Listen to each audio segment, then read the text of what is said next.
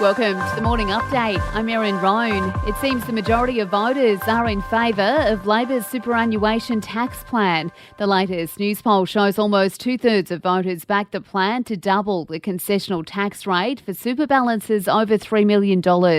Anthony Albanese remains the preferred PM, 54% to Peter Dutton's 28%, but the gap has narrowed from 10 to 6.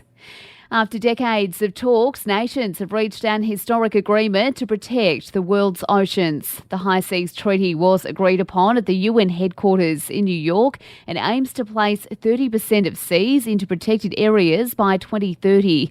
Michelle Grady from the Pew Charitable Trusts says previously only 1% of these areas have been protected. These areas of ocean are not owned by any nation, so we have to agree in order to protect them. It's the major missing part of the world's conservation regime, and it's going to make a huge difference to the future of life on Earth.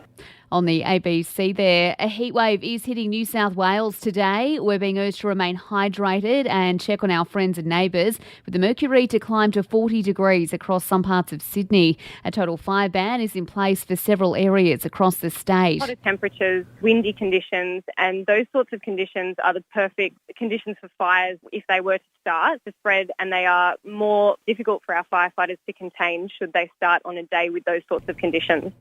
That's Rural Fire Service spokesperson Angela Burford there.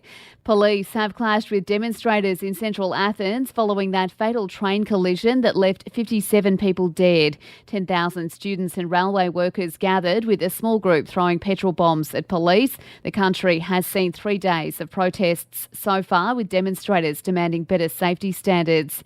And the growing cost of living is prompting a record number of people to turn to Lifeline. Figures show calls for financial stress and homelessness jumped 49% in the 6 months to January this year. In sport, Alex de Minaur has taken out the biggest title of his career so far, winning the Mexican Open. The Aussie coming from a set down to beat American Tommy Paul. Oh, it feels great. It feels amazing. I know the hard work that's been put in to be here, and it's good to see the results. Not always that you win a tournament and you get to finish a week unbeaten, so I'll definitely cherish this. That audio thanks to Bein Sport there. And in the NRL, the Dolphins have stunned the Roosters in their debut with a 28-18 win.